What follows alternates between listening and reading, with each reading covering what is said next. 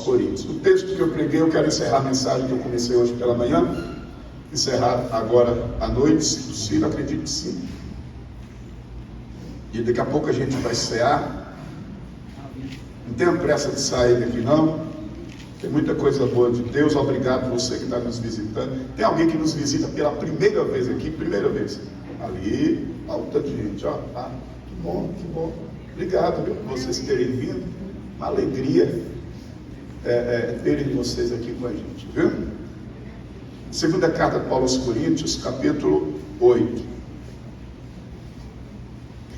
Aí, a parte que me cabe nesse tempo é trazer mensagens para esse momento, Mas entenda, eu não estou preso a uma questão institucional, eu estou preso a um projeto comunitário de igreja, que, como eu disse, envolve cada um de vocês. Então, o que eu estou compartilhando e vou compartilhar durante esse tempo vai fazer algo, vai movimentar algo poderoso de Deus na sua vida, principalmente relacionado à fé. Todos encontraram? Amém. Aí, o meu negócio aqui está sem, a gente está com um problema aí no Rolix, que é o sistema que faz as projeções. A gente precisa ver e resolver isso aí. Comprou um data show novo, pocadão, e aí o outro problema agora que é o sistema. Só Jesus por misericórdia. Mas aqui está aqui. Só para vocês verem como está claro e certinho. Eu vou ler aqui o texto para não ficar de costas para vocês. Também, irmãos, vos fazemos conhecer a graça de Deus concedida às igrejas da Macedônia. Porque no meio de muita provação, de tribulação, porque no meio de muita prova de tribulação, manifestaram abundância de alegria. Isso é a marca dos macedônios, alegria. Presta bem atenção nessa palavra, que eu vou falar um pouco sobre isso. E a profunda pobreza deles superabundou em grande riqueza da sua generosidade. É uma coisa maravilhosa. Pobres, porém ricos em generosidade, passando por provações e tribulações, mas cheios de alegria. Isso é só o Evangelho quem faz. Versículo 3. Porque eles, testemunho eu, palavras de Paulo, porque eles, testemunho eu, na medida de suas posses, proporcionalidade, e mesmo acima delas, sacrificialidade, se mostraram voluntários, voluntariedade. Nós temos aqui pelo menos 3 princípios que regem a generosidade. Está aí, logo de imediato. Esse texto é muito rico. Primeiro aí nós temos o princípio da proporcionalidade na medida de suas posses. E é interessante a gente observar isso na igreja, que esse princípio da proporcionalidade não é praticado no quesito de generosidade. Às vezes quem tem menos dá muito mais do que quem tem muito. Aliás, é assim, não é? Eu não estou dizendo, e a gente precisa parar com esse preconceito do tipo, rico não ajuda no reino de Deus. Mano, toda generalização é perversa. Tem muita gente que tem muito e ajuda conforme o muito que tem. Você pode ter certeza. Tive a oportunidade de conhecer muita gente. Eu conheci uma irmã em Itabuna, o nome dela era Vanju, uma empresária no ramo automobilístico. Isso lá, quando a gente foi para Itabuna. E eu nunca vi uma mulher, eu não sei se a irmã Vanju hoje é mais, deve estar no Senhor, porque naquele tempo ela já estava com quase 30 anos, já deve estar com Jesus. Então agora eu posso falar, porque ela não gostava que falava. Ela não gostava. Se falasse, ela saía da igreja. E lá em Itabuna, se alguma igreja ela chegasse, ela ajudasse, e se fosse comunicado, Vanju fez isso, ela saía na hora, ela não gostava. Mas agora eu posso falar que eu acho que ela está com Jesus. E ela não está sabendo, vocês não vão falar e não sabem quem é. Mas irmã Vanju era um negócio extraordinário. Eu me lembro uma vez, a gente estava orando dentro da igreja, irmãos, cozinhávamos dentro da igreja. Tinha uma salinha onde a gente dormia e cozinhava. Eu e Antônio. A gente só cozinhava feijão e fazia macarrão. Antônio fazia macarrão e eu cozinhava feijão com carne. A vida era uma maravilha. Dá vontade de chorar. Olha, mamãe não odeia isso demais. Me lembro que uma vez a panela pegou fogo lá, meu Deus do céu. O negócio foi feio, viu? Uma fumaceira doida, foi um trem doido lá, né? Dentro da igreja. Eu me lembro desse episódio, acho que já contei isso aqui na igreja. E ele estava passando um tempo difícil. Difícil de faltar as coisas. A irmã Vanju ficou sabendo. Ela nem congregava com a gente. Ela bateu na porta da igreja, a gente atendeu. Foi Antônio que atendeu. E quando nós abrimos, irmãos, aqui não era cesta básica, não. Que cesta básica, irmão? Eu nunca vi uma abundância de generosidade tão maravilhosa. Eu cito isso para dizer para vocês que precisam parar com esse preconceito, que o evangelho não é para rico e que rico não contribui. Mas é verdade. A maioria esmagadora são as pessoas mais simples. Isso é histórico, é bíblico, você vê isso na Bíblia, inclusive no próprio texto que lemos eu falei sobre isso. Então não há essa obediência à proporcionalidade. Não há. E esse é um quesito para a generosidade, para ser liberal, para contribuir. E eu queria que você estendesse um pouco o princípio de generosidade. Não me entenda só na questão financeira, embora também eu esteja falando sobre isso. Pensa a generosidade de forma mais ampla. E é preciso que a gente pense nesse quesito de proporcionalidade. Aí o outro de imediato que nós encontramos é de sacrificialidade. Eles, na medida das posses e acima delas, acima do que tinham dado. Que coisa boa, isso é só no Evangelho. Isso é só no Evangelho como dá o que não tem. O princípio de generosidade, quando praticado, extrapola essas questões da racionalidade.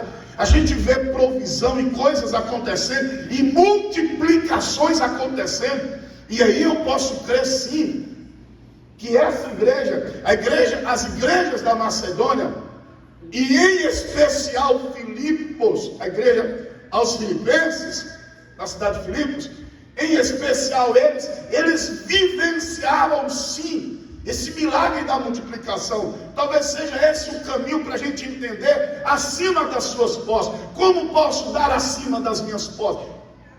Não faz sentido. Eu tenho só esse celular. Como posso doar além dele? Ou 2 celulares se eu só tenho um? Com certeza, na vida daquela igreja, existia o milagre da multiplicação. E que, biblicamente falando, multiplicação nas escrituras é sempre precedido de generosidade. E eu citei aqui pela manhã os nossos pais, os nossos avós, as nossas casas. Os nossos pais eram mais generosos. Eu vejo isso na minha casa até hoje. Já falei aqui, meu pai mora numa terra e ele tem muitos vizinhos, e na frente da casa do meu pai passa a estrada por onde os vizinhos lá transitam. E é incrível, meu pai tem um vício de passou, deu bom dia, e eles só passam na hora do café da manhã, na hora do almoço. É igual crente que visita, tem crente, não, hoje não tem mais isso não, que visita na hora do café da manhã e na hora do almoço, ou pastores que fazem sobre isso, não tem mais isso, não dá nem para ter mais essas coisas. Mas acontecia isso na casa dos meus pais, e os meus pais chamam essas pessoas, e eu me lembro que um dia eu falei para Adriano, falei assim, Adriano, você sabia que minha mãe gasta 30 quilos de arroz? Aí ele falou, não acredito, 30 quilos de arroz? 1 quilo de arroz por dia. Aí eu levei lá para ele ter a prova. Aí os meus pais falaram para ele, gasta bem. Uma família simples. Minha família não é uma família abastada de recursos, uma família simples. Família simples. Meu pai tem um lugarzinho dele lá, a terrinha dele, a vidinha dele, e vive uma vida muito simples. Mas é incrível a multiplicação de Deus na casa dos meus pais. Porque onde habita generosidade, eu estou olhando para a família, que eu identifico isso. Onde habita generosidade, habita multiplicação. Amém. Multiplicação. Você não tem como multiplicar nada na sua vida se você não entender o princípio da generosidade. Então, isso explica aqui a prática da sacrificialidade da igreja. Eles davam além da posse. Uau, que coisa maravilhosa. Mas aí, o texto também vai dizer que se mostravam voluntários. Agora, olha o versículo 4, irmão. A gente precisa projetar esse versículo 4. Filha, por bondade, versículo 4, segunda carta de Paulo aos Coríntios, capítulo 8. Eu queria que todos nós lêssemos. Vamos lá? Pedindo-nos com muitos rogos a graça de participarem da assistência aos santos. Não é o inverso que acontece na igreja hoje? É o inverso, não é? Quem é que pede com muitos rogos para que contribuam? Pastor. Gente, às vezes a gente fica gritando. Deixa eu dizer para você, o que são 300 mil reais?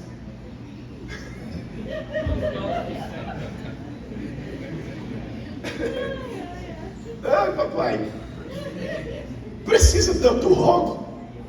Mas, bora, esse mês a gente vai lutar, cada um vai ser um soldado, e a gente vai conseguir levantar esse recurso, que a gente quer comprar um terreno, que a gente quer construir um projeto extraordinário, a gente quer que a Casa da Esperança esteja aí, a gente quer uma estrutura de ensino,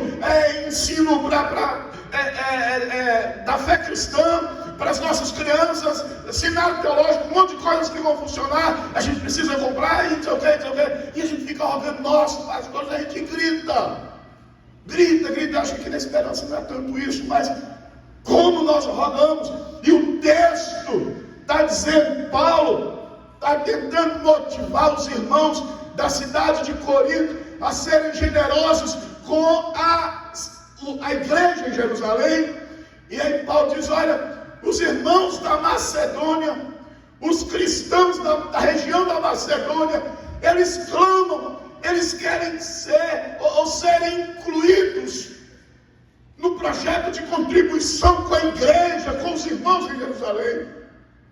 Sabe aquele irmão que fica chateado quando não é chamado para o projeto? Nós queremos, a gente quer e rogam. Quem roga hoje é a gente, irmãos. Fique pensando lá para vocês verem. A gente tem a Casa da Esperança. O custo da Casa da Esperança não é extraordinário. É porque talvez eu não tenha aqui mais, acredito que 7 mil reais você sustenta uma casa. Acho que não é. Tem algum do Conselho Fiscal que tem número exato aqui? Não? Cabeça, você lembra, Cabeça? Não, lembra não?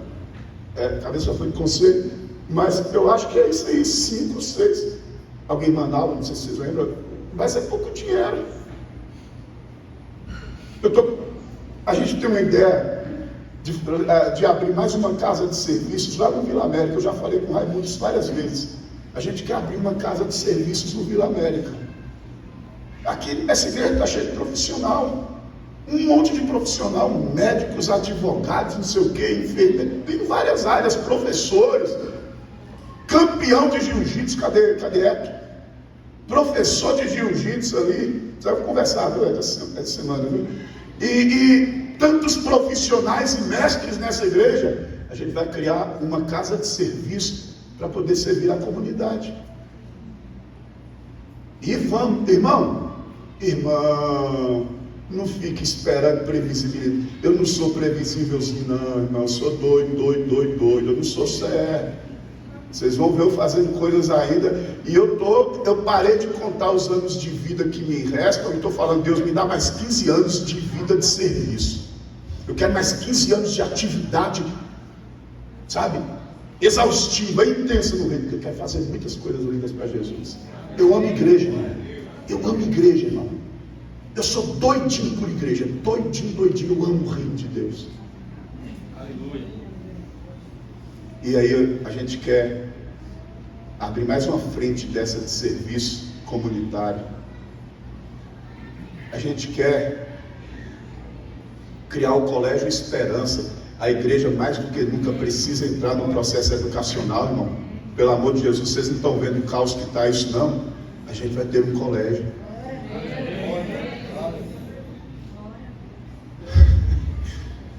Ai, meu Jesus, eu vou parar de falar. Mas olha, sabe o que eu acredito?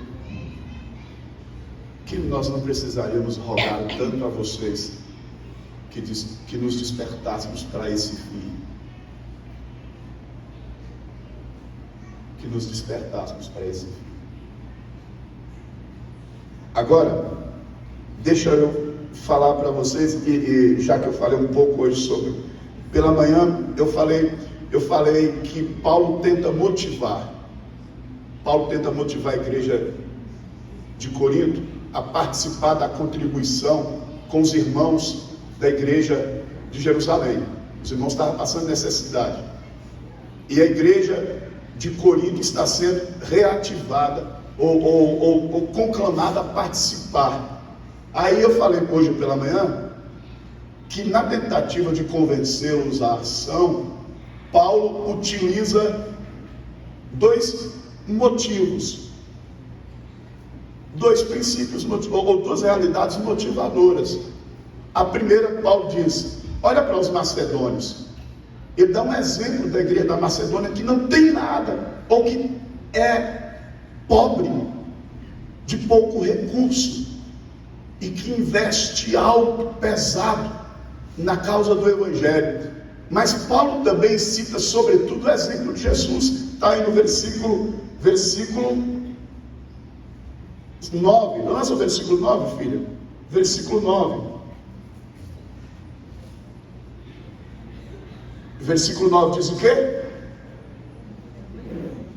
Pois conheceis a graça de nosso Senhor Jesus Cristo, que sendo rico se fez pobre por amor de vós, para que pela sua pobreza vos tornasseis ricos. Aí ele cita o exemplo de Jesus. Jesus é o máximo exemplo de generosidade de Deus, o máximo.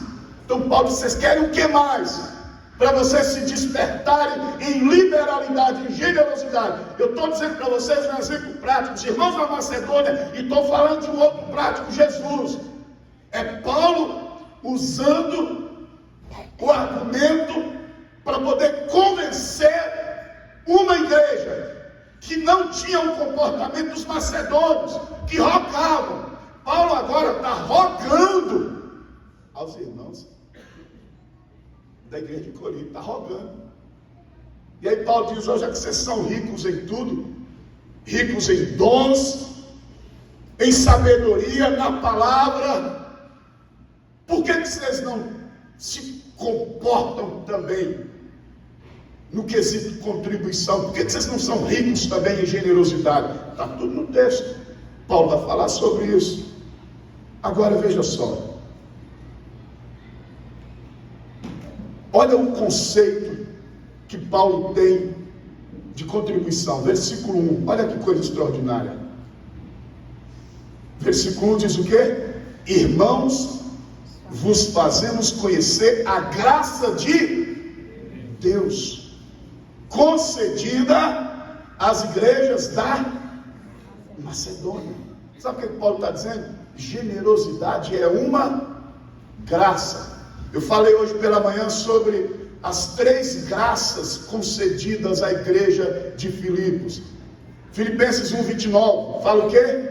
Vos foi concedida a graça de não somente crer, mas também de padecer. 3 graças o Senhor deu à igreja de Filipos. Se você fosse lá, você ia viver essa graça lá. A graça de crer em Jesus Cristo. A igreja creu de fato em Jesus Cristo. A igreja, a cidade, aqueles irmãos receberam a Cristo verdadeiramente. Mas a outra graça foi a graça de sofrer por Jesus. Paulo está dizendo: vocês não merecem crer, e Deus concedeu a vocês esta graça. Vocês também não merecem sofrer por causa de Cristo, e Deus concedeu a vocês essa graça. E uma outra graça que Paulo fala que foi concedida à igreja de Filipos foi a graça da generosidade. Deixa eu dizer para você, irmão, generosidade não é algo que você faz por Deus nem por ninguém. Generosidade não é algo que você faz por Deus ou por pessoas. Generosidade é algo que Deus faz por você. Generosidade é algo que Deus faz por você.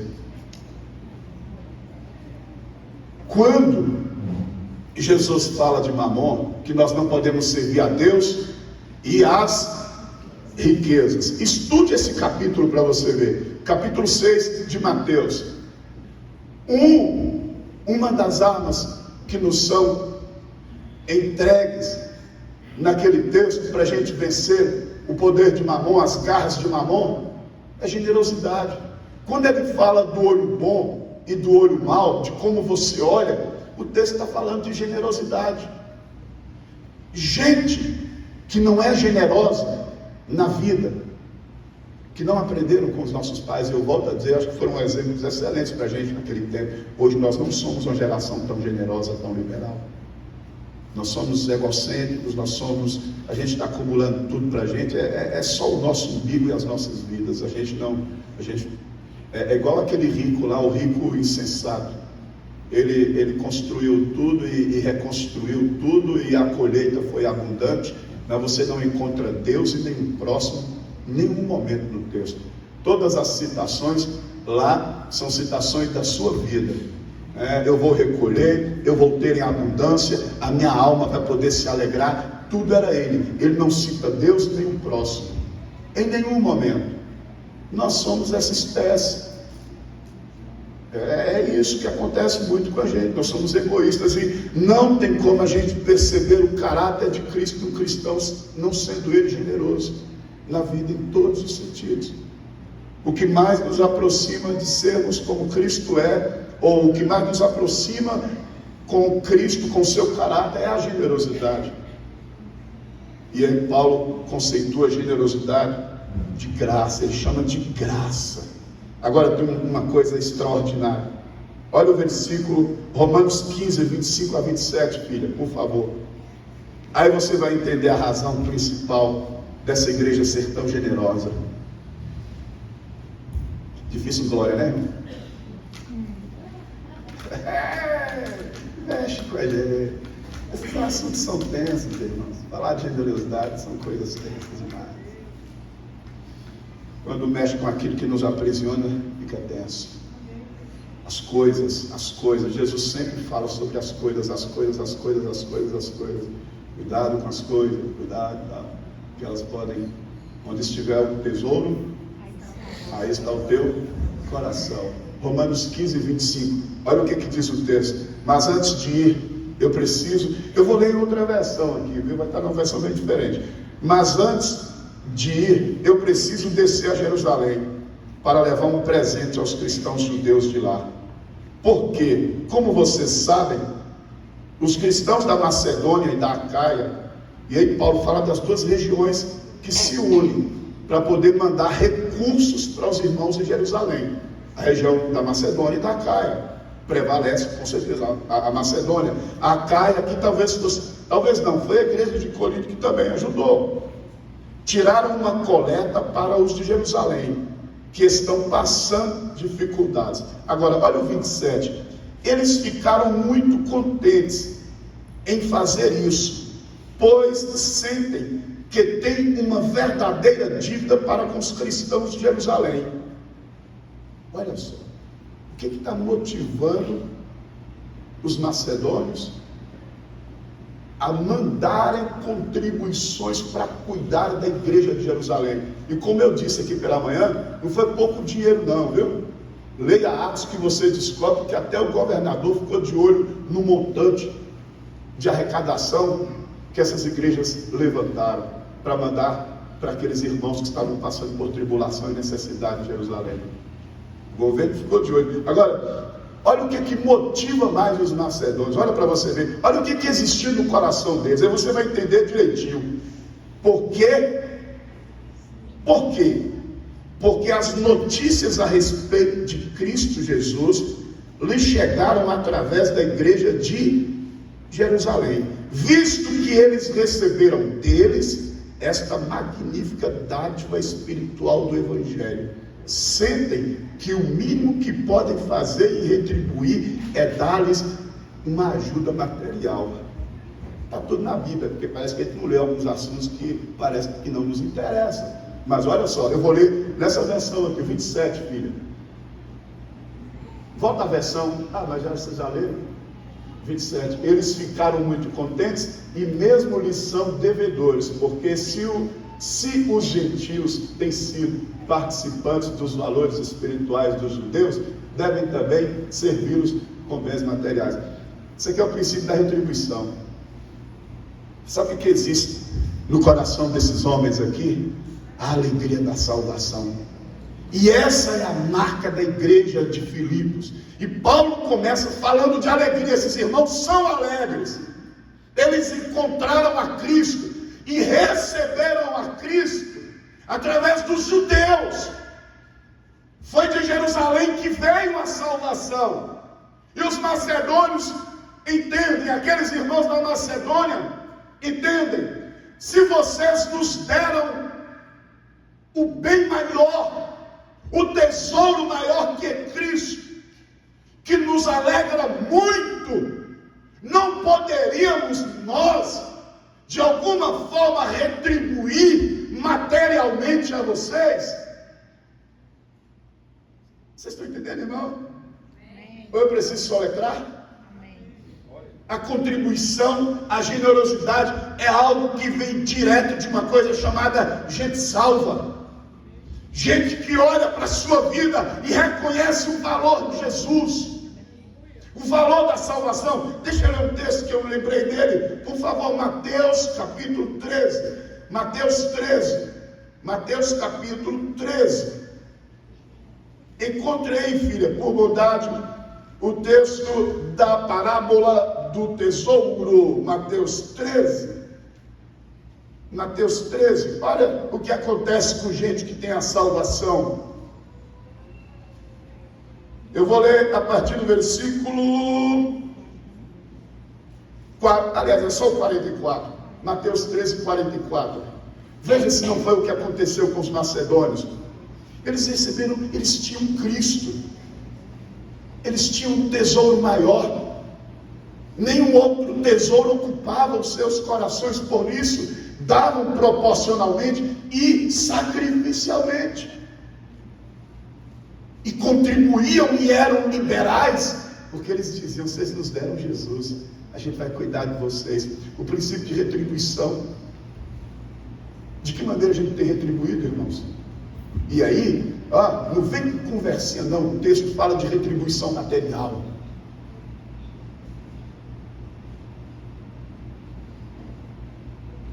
Como tem sido o seu patrocínio, a sua cooperação com o Evangelho de Cristo? Bora lá, irmão, bora conversar sério.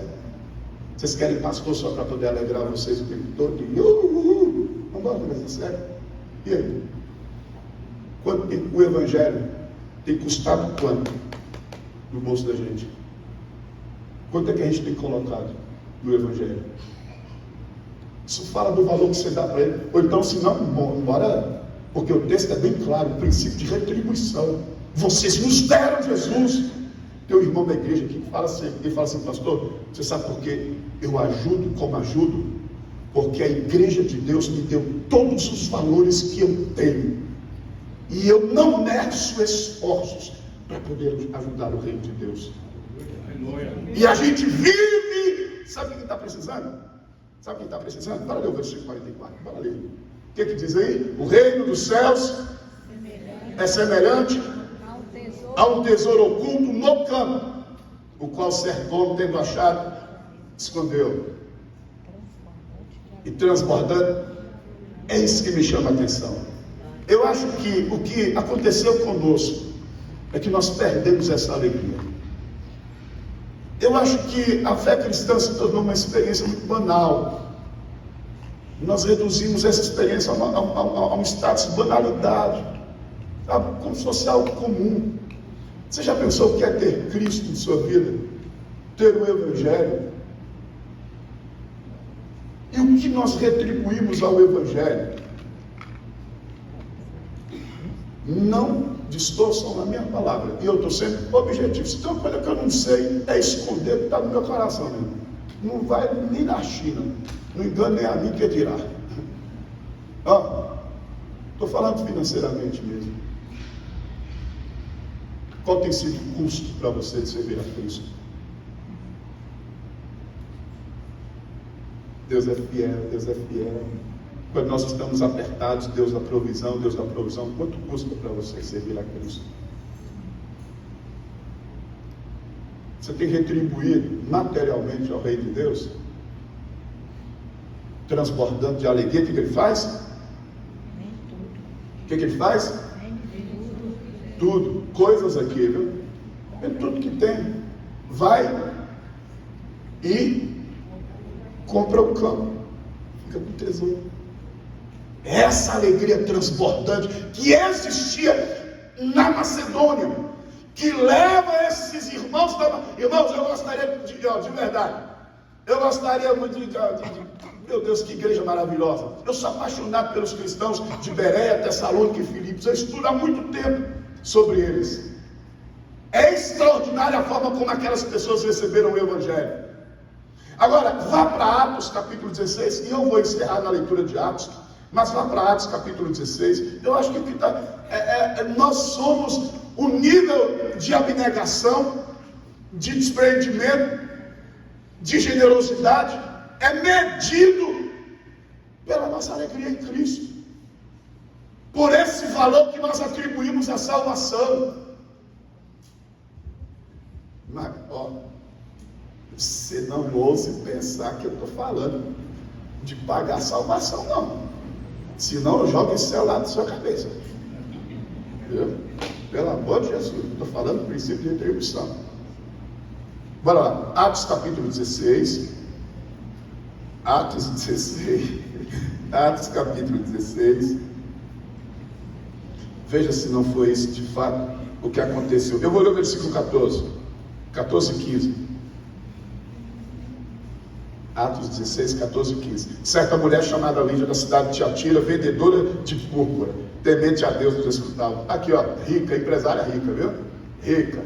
Uma parada de conversa, viu? A gente tem tanto preconceito, só Jesus. Rica. Lídia é asiática, agora está lá em Filipos, na Europa. Está lá e Paulo chega para evangelizar a Lídia. E ela se converte, Deus abre o entendimento dela. O Senhor lhe abriu o entendimento para atender as coisas que Paulo dizia. Coisa maravilhosa, o Espírito Santo estava agindo. Paulo pregando, o Espírito Santo agindo no entendimento de Lídia. E aquela grande empresária se converte ao Evangelho. Aquela grande empresária se converte ao Evangelho. Não tem outra. Você quer? Ela era grande empresária mesmo. Mulher de posses. Versículo 15. Depois de ser batizada, isso é maravilhoso. Ela e toda a sua casa. Tinha muitos batismos de família no livro de Atos. Nos rogou. Olha só, a liberalidade.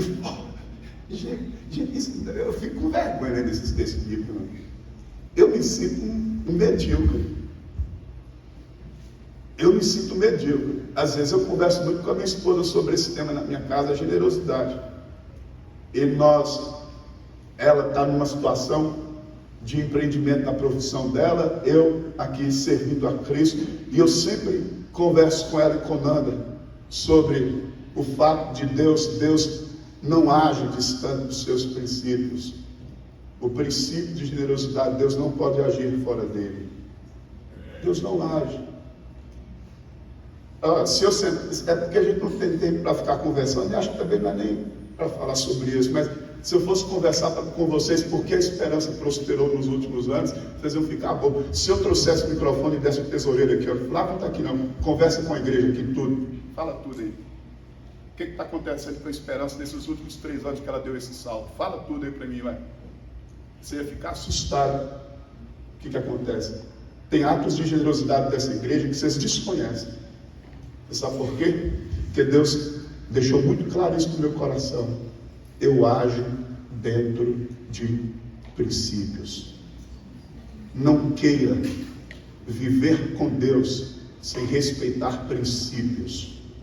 Tá? Não queira viver com Deus sem respeitar princípios. Aí o texto fala, dizendo, se julgais que eu sou fiel ao Senhor, que eu me converti, que eu sou fiel, entra na minha casa. O texto, só voltando, nos rogou.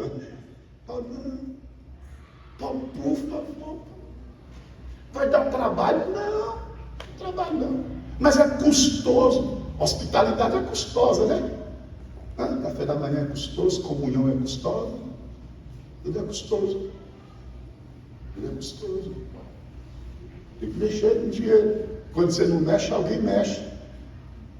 Quando você não mexe, alguém mexe. Meu irmão, não tem almoço de graça, não. Rapaz, eu fiquei ouvindo um programa de rádio essa semana, o cara fala, que lá na igreja tudo é de graça, a gente não cobra isso. Eu falei, velho, esses caras é tudo bolso. Está ignorando a sabedoria da gente. Cara, não existe isso. Alguém custeia isso. E quem é que custeia? Senão os próprios. E é uma forma de dizer assim, aqui é de graça, em todos os cantos cobram. Me dá vontade de ligar para o cara e falar, velho, deixa de ser hipócrita, bicho. Conversa fiada. Você está fazendo marketing reverso, ninguém é bobo, rapaz. Igrejas que começaram com essa ideia, isso aqui, eu vou parar, que eu fico nervoso. Eu saio, aquece. Eu falo com ele até que eu não devo. Mas olha só, rogou. Lídia rogou, Paulo, fique na minha casa.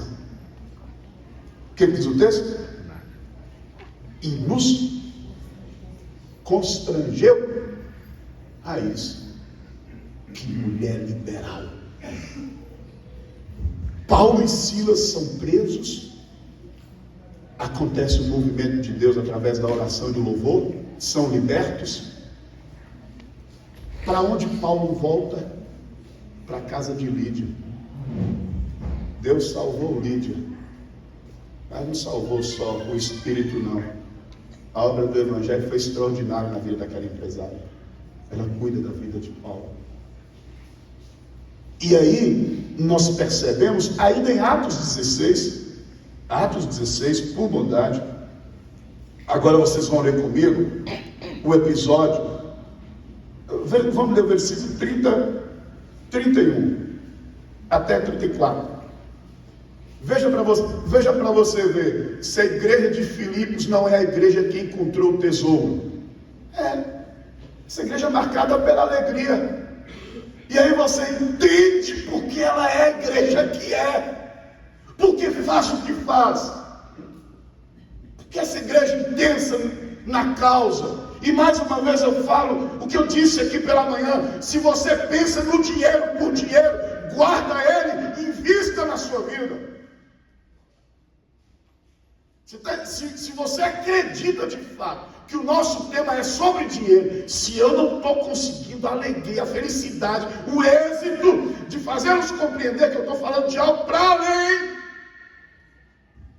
de dinheiro. Esse povo tem uma causa chamada Evangelho de Jesus Cristo. Eu falei que Epafrodito, a igreja de Filipos arrecada um montante. Epafrodito, você pode ir até Roma, levar o recurso para Paulo, para cuidar de Paulo. Epafrodito, vou. Não sei, eu até esqueci a quilometragem, mas não era menos de 1.000 quilômetros de estrada, não. Depois você pesquisa sobre isso. Estrada, Filipos a Roma. Na estrada, Epafrodito adoeceu mortalmente. E aí Paulo vai dizer, olha, esses irmãos não dão só dinheiro pela causa do Evangelho, eles doam a vida. A questão aqui é o Evangelho.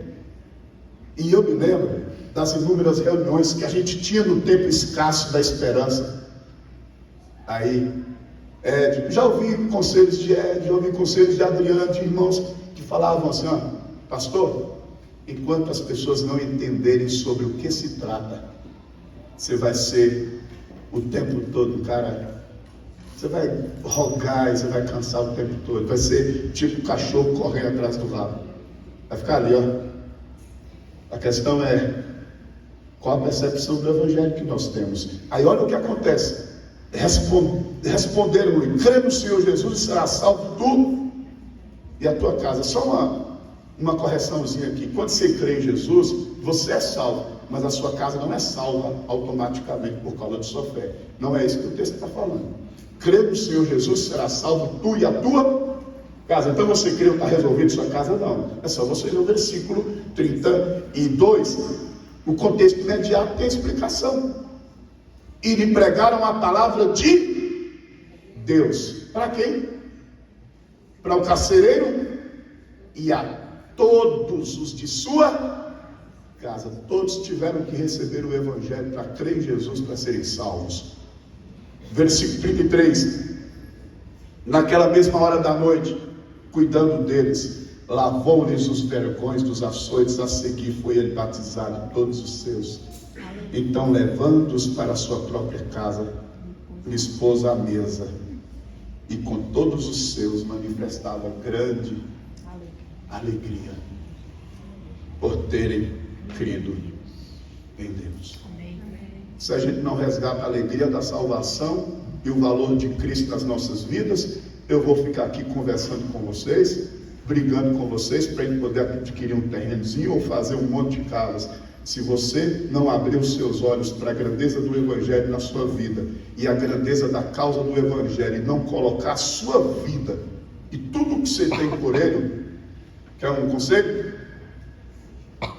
Vai ser da Sechenoria. Ninguém está aqui. Evangelho ou você é ou você não é, irmão. Vai procurar um lugarzinho ali.